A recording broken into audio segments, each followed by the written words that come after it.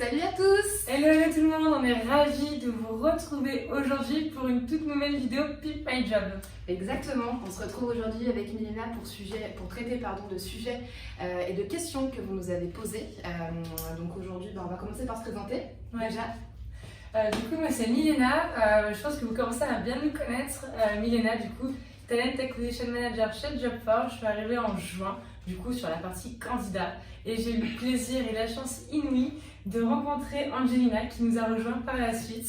Yes, tout à fait. J'ai rejoint effectivement Job4 en septembre. Je fais également partie du pôle TAM, donc Talent Acquisition Manager. Notre métier, c'est le recrutement, c'est ce qui nous fait vibrer au quotidien aussi.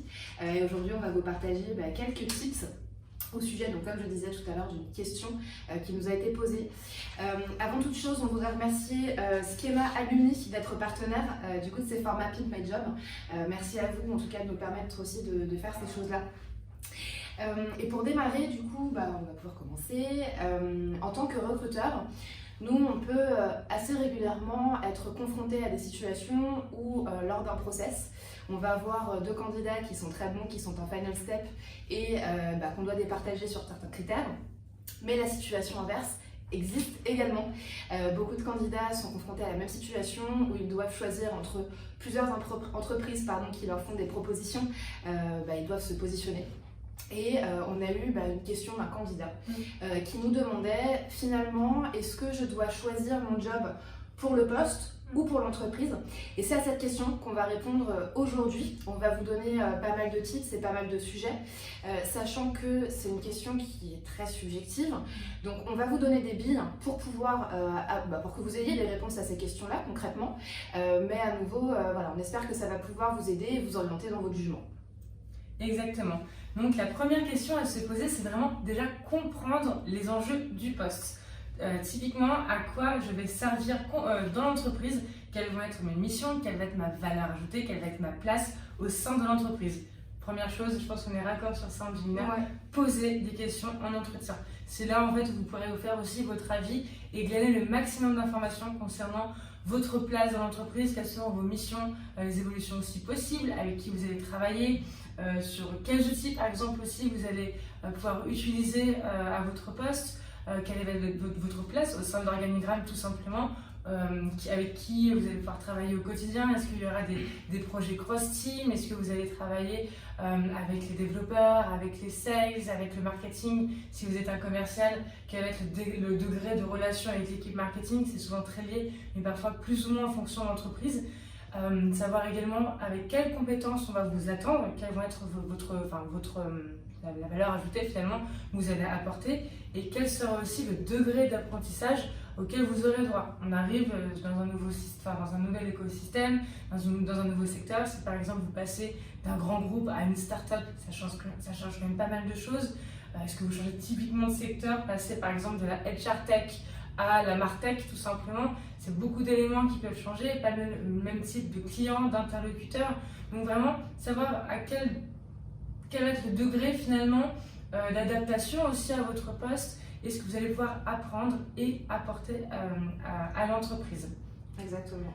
Et justement sur ce que tu as dit en tout début d'explication là-dessus, l'entretien est fait pour que vous posiez ces questions-là, c'est un échange. Le recruteur est là pour savoir qui vous êtes, ce que vous savez faire et comment est-ce qu'il peut potentiellement se projeter avec vous dans la boîte.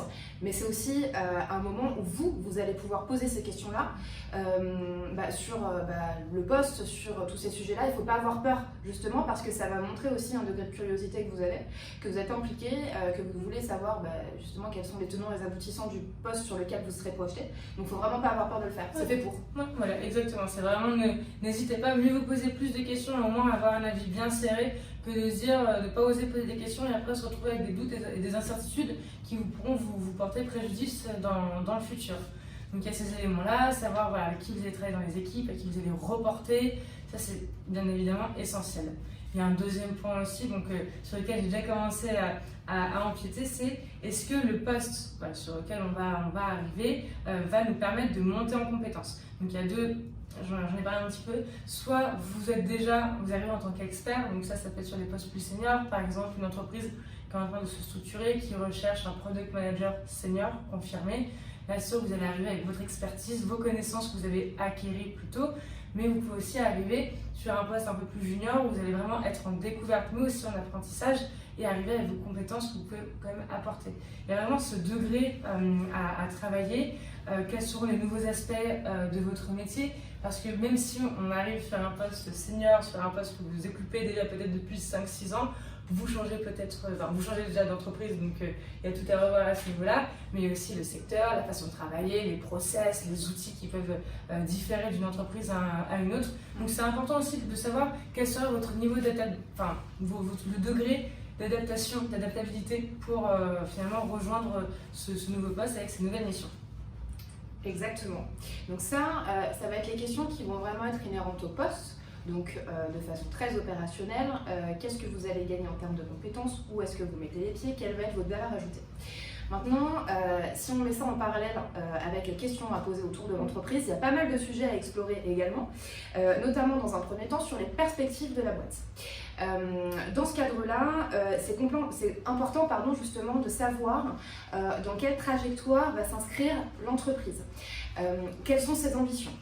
Qu'est-ce qu'elle a fait jusqu'à aujourd'hui, jusqu'à l'instant T, le moment de la proposition? Qu'est-ce qu'elle a fait, dans quelle perspective de croissance elle se trouve?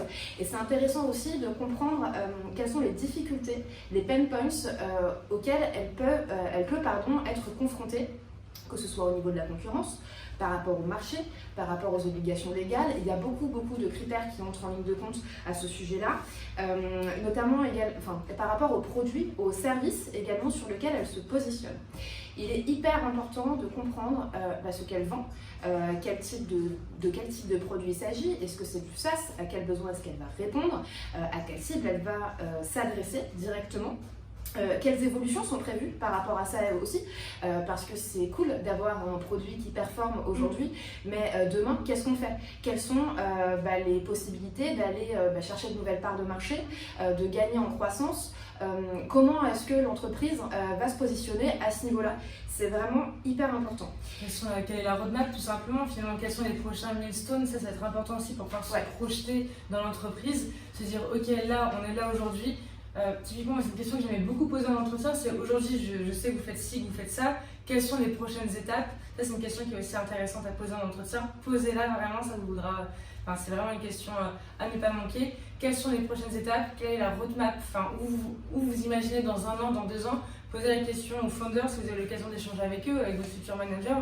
Ça sera vraiment assez, déjà ça montrera que vous êtes intéressé et que vous vous projetez, donc ça sera un bon point pour vous, tout est bénef, mais aussi ça vous permettra vous de plutôt vous projeter aussi sur le poste et de mieux comprendre les ambitions de l'entreprise. Exactement. Et en parlant d'ambition d'ailleurs, on parlait des founders à l'instant, n'hésitez pas à demander si on est dans le cadre d'un écosystème startup, au niveau des levées, déjà est-ce qu'il y en a eu? Est-ce qu'on tend à en réaliser, à solliciter justement des fonds d'investissement ou des actionnaires pour en mettre en place, et à quoi ça va servir concrètement si ce n'est pas encore déjà fait? S'il y en a eu par le passé, demandez à quoi a servi cette levée concrètement. Est-ce que c'est pour aller chercher de nouveaux territoires? Est-ce que c'est pour développer les équipes? Est-ce que c'est pour développer le produit ou le service qui est proposé? Demandez quel a été l'impact des levées sur le fonctionnement de l'équipe. Et il est intéressant aussi de connaître le degré d'indépendance de l'entreprise et des founders vis-à-vis des actionnaires. Est-ce que, justement, quel degré d'implication ils vont avoir au quotidien dans le fonctionnement de l'entreprise? Est-ce qu'on garde une certaine part d'indépendance également? Comment ça se passe à ce niveau-là et comment la levée a concrètement impacté le fonctionnement des équipes, le management? Qu'est-ce qui s'est passé par rapport à ça? Donc ça, il ne faut pas hésiter à poser la question parce qu'à nouveau, c'est la preuve que vous vous intéressez au fonctionnement, aux perspectives, justement aux enjeux aussi de la boîte. Et tout à l'heure, je disais qu'il ne fallait pas avoir peur non plus de demander quelles étaient les difficultés ou les pain points auxquelles l'entreprise était confrontée. Demander si la boîte a rencontré un échec, c'est intéressant également parce que ça permet d'apprendre justement ce qu'elle a appris après cet obstacle-là. Comment est-ce qu'elle s'est relevée de ça? Est-ce qu'elle en a tiré des apprentissages? Est-ce qu'il y a eu des réorientations après? Qu'est-ce qu'on en tire de façon très factuelle de ces échecs ou de ces obstacles ou difficultés? Qu'est-ce qu'on en tire? Donc ça, c'est une vraie question et un vrai sujet justement que vous pouvez aborder en entretien également. Ouais, c'est très intéressant pour avoir travaillé dans plusieurs startups qui ont levé des fonds pendant que j'étais en poste ou qui avaient déjà levé des fonds, donc il y a des investisseurs présents. C'est vrai qu'un changement peut être rencontré lors de nouveaux investisseurs qui décident d'accompagner l'entreprise dans sa croissance. C'est vraiment une très bonne chose, mais ça peut aussi mettre en avant des changements, des réorganisations au sein de l'entreprise. Donc voilà, si ça a déjà été fait, bon, si ça passe bien, tant mieux. Mais si c'est en cours, il y a beaucoup de startups. Bon, vous le savez, nous on est assez au courant sur les levées de fonds, mais s'il y a des levées qui sont en cours, qui sont en préparation, déjà poser la question, mais surtout voir si est-ce que ça va impacter l'organigramme, est-ce qu'il va y avoir des réorganisations, quel va être leur degré d'implication aussi dans l'entreprise. Parfois il y en a qui sont vraiment de loin, qui suivent de loin, et donc ça se passe bien, ça va, mais il y a d'autres investisseurs qui vont être beaucoup plus présents pour accompagner un peu mieux l'entreprise. Donc voilà, c'est vraiment des questions qui sont essentielles, qui permettront aussi de voir un petit peu comment fonctionne finalement l'entreprise avec ses investisseurs, comment vous positionnez aussi, et mieux connaître les tenants et les aboutissants de ces relations. Et implicitement, du coup, en ayant les réponses à ces questions-là, vous pourrez aussi avoir des éléments d'information sur vos propres perspectives d'évolution.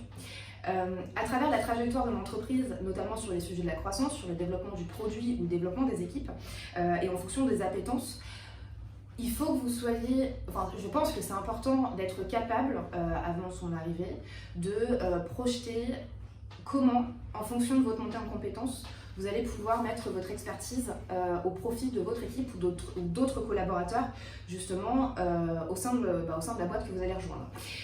Il faut également que ce point-là rejoigne votre trajectoire et vos objectifs en termes d'évolution professionnelle si vous en avez.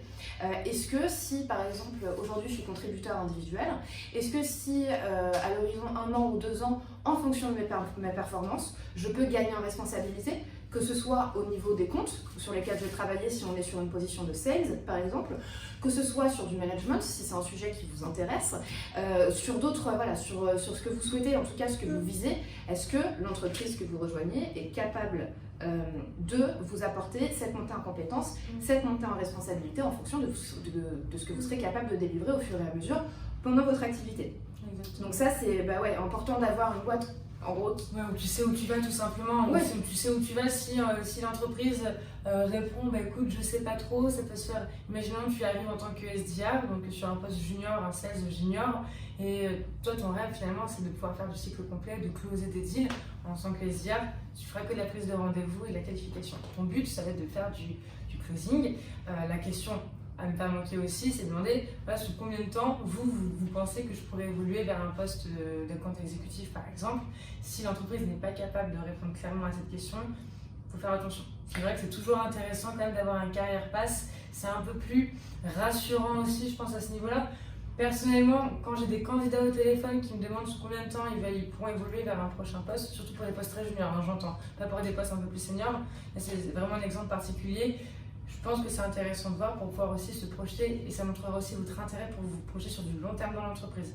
Donc c'est encore gagnant, c'est encore une action qui est gagnante des deux côtés, de la part du candidat mais aussi de l'entreprise qui sera plutôt charmée par le fait que le candidat se projette aussi sur du long terme.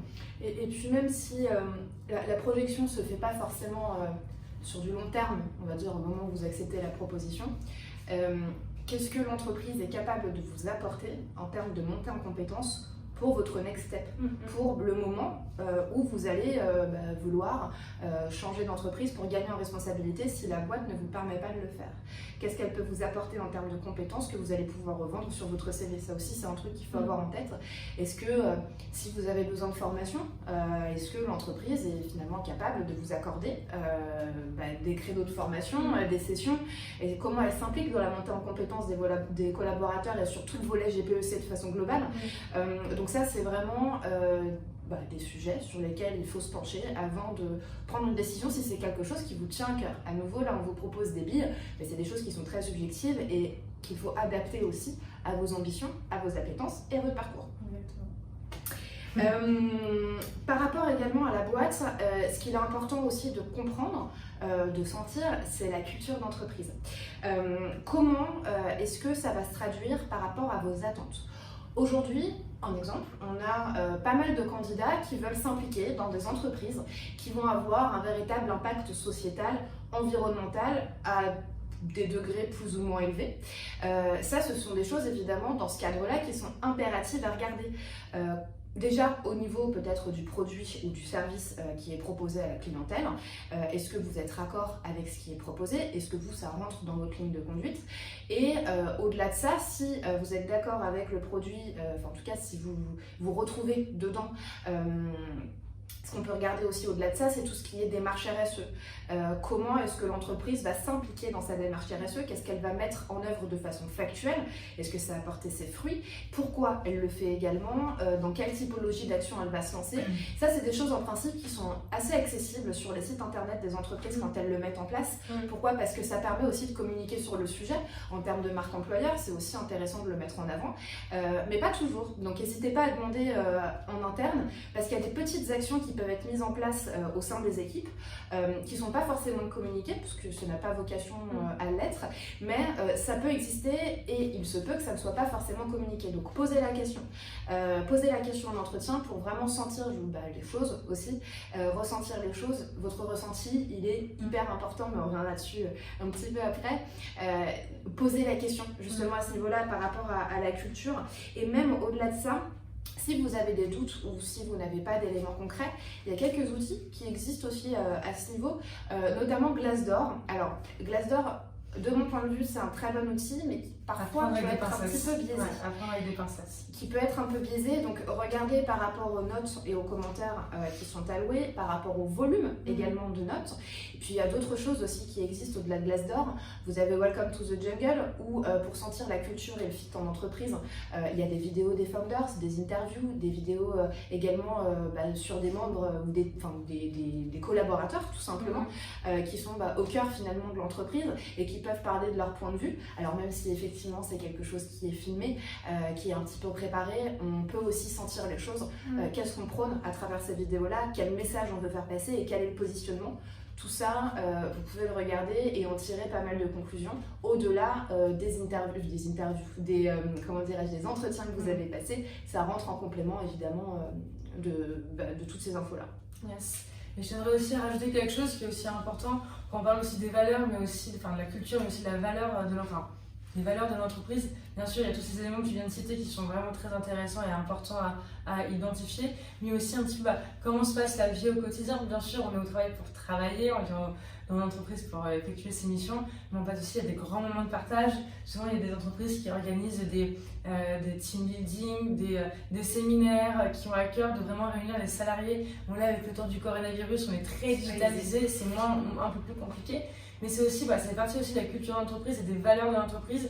S'ils sont vraiment très human-oriented, qui vont vraiment veiller au bien-être finalement de leurs collaborateurs, c'est des choses aussi qui peuvent transparaître sur Welcome to the Jungle, sur Glassdoor, sur des témoignages aussi de salariés que vous pouvez demander, que vous pouvez commander sur LinkedIn. C'est vraiment des éléments intéressants. Typiquement, je connais quelques entreprises où c'est vraiment on travaille, on charbonne et à côté de ça il y a peu de temps de détente entre collègues, et je trouve ça dommage parce qu'aujourd'hui on passe quand même 80% de notre temps sur notre lieu de travail avec nos collègues, c'est des personnes qu'on fréquente au quotidien. Et c'est vrai que si à côté du travail, on peut aussi se retrouver pour juste boire un verre ou faire un digi-drink, faire des jeux en ligne ou partir en séminaire, c'est des éléments aussi qui peuvent peser dans la balance. En tout cas, personnellement, moi, c'est le cas. Je favoriserai une entreprise où je peux aussi passer des moments de détente avec mes collègues pour justement fortifier ce lien avec l'entreprise, avec mes collègues. En fait, on est obligé de s'adapter concrètement parce que ces éléments de vie font partie intégrante de la vie de l'entreprise. Donc oui, aujourd'hui on est confiné. Oui, au début on se posait beaucoup la question, l'année dernière à la même époque, comment on va faire finalement pour garder le lien alors qu'on est tous en télétravail. Aujourd'hui le télétravail est toujours légion. Il faut continuer à garder ce lien-là et on s'adapte à travers des événements digitaux qui permettent quand même de se réunir, bien que ça soit à distance, mais en tout cas qui permettent de compenser, de continuer de créer du lien, de connaître aussi ses collaborateurs. Et justement, alors un autre sujet là-dessus, par rapport à l'onboarding, comment ça se passe sur le sujet de l'onboarding? Étant donné que vous pouvez être onboardé à distance, comment on met en place une intégration optimale pour les nouveaux collaborateurs? Il y a un kit d'embarquement, un kit d'onboarding, exactement. comment ça se passe, ça c'est super important. De toute façon, je pense qu'il y a plein d'articles ou de vidéos qui ont été tournés à ce sujet-là, mais c'est vraiment un sujet qui est très important, même pour vous, quand vous souhaitez intégrer une entreprise, si ça se fait à distance, quels sont les éléments mis en place pour que tout se passe de façon fluide et limpide et que vous ne sentiez pas délaissé aussi sur la partie finalement la plus cruciale qui est la prise de poste dans une nouvelle entreprise. Vraiment important de check finalement, de faire votre petit tableau et de check tous les éléments qui pourraient aussi contribuer à votre épanouissement sur ce poste-là. Exactement. Et le dernier point, en tout cas la dernière question qu'on peut se poser par rapport à l'entreprise, ça va être est-ce que l'activité de l'entreprise correspond à mes attentes en termes d'orientation? Il est important d'avoir, je pense, une sorte de plan de carrière pour savoir un petit peu quelle trajectoire est-ce que vous voulez adopter pour les prochaines années. Quels sont les targets que vous allez viser, que ce soit en termes de poste, que ce soit en termes de secteur. Tous ces sujets-là sont importants, je pense, à se poser de manière à ce que dans votre parcours, il y ait aussi une cohérence. Alors la cohérence, ça veut tout et rien dire à la fois, mais il faut être capable justement de justifier aussi pourquoi vous vous orientez vers cette entreprise. Tout à l'heure, on posait la question de est-ce que le produit ou le service fit avec mes appétences et les tendances vers quoi j'ai envie d'aller, vers quoi est-ce que j'ai envie de m'orienter.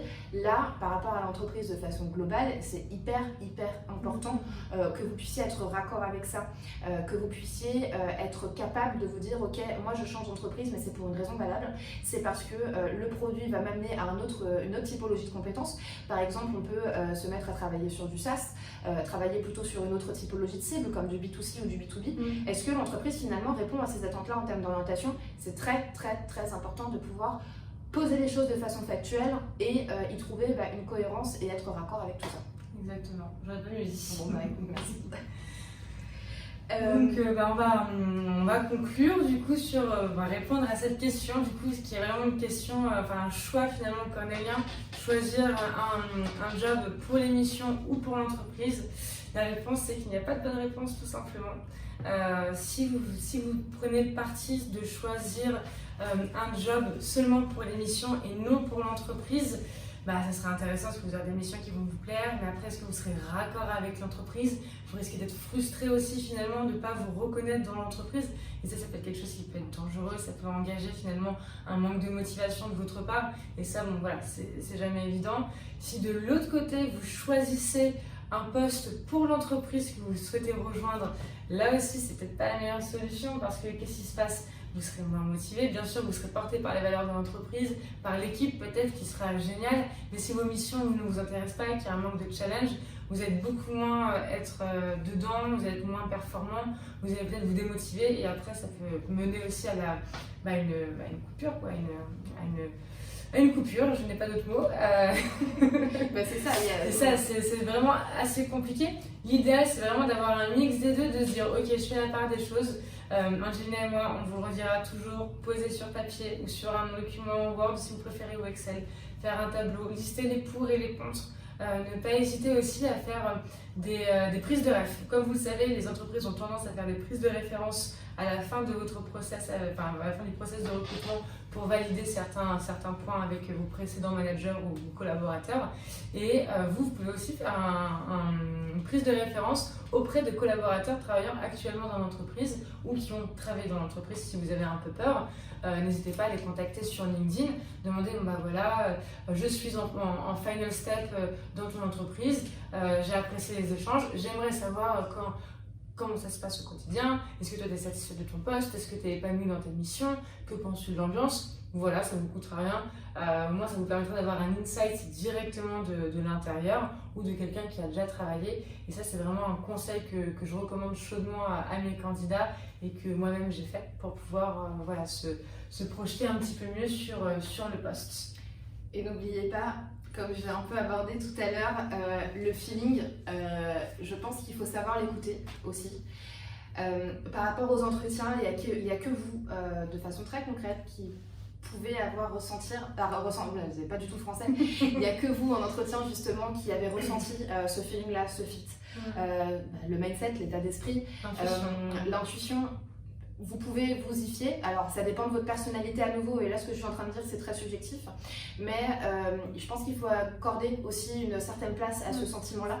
Où est-ce que vous vous sentez le mieux, mais à côté de ça, posez sur papier aussi les choses pour peser le pour et le contre, et ne prenez pas de décision à froid, à chaud, pardon. À chaud. Posez les choses, prenez le temps de réfléchir, de prendre de la hauteur. En tant que recruteur, si on vous fait une proposition, on peut vous laisser le temps de la réflexion, justement, alors dans une limite raisonnable, pas sur un mois par exemple, parce que ça fait un petit peu long, mais l'espace d'une semaine par exemple, on peut vous laisser le temps d'échanger, de réfléchir, de manière à ce que votre décision soit la bonne, soit définitive, et que finalement vous fassiez le bon choix. Yes. Donc voilà. Bon, on espère en tout cas que cette vidéo vous aura plu. En tout cas, n'hésitez pas, si vous avez d'autres questions que vous nous avez posées à personne, n'hésitez pas à nous les poser. On va lancer une petite boîte à questions dans les prochains jours sur notre Instagram. Vous commencez à nous connaître, donc n'hésitez pas aussi à nous solliciter en direct sur LinkedIn si le cœur vous en dit. On serait ravis vraiment de répondre à vos questions. Et puis on vous retrouve très vite pour un prochain Pick My Job. À très vite. Merci à tous.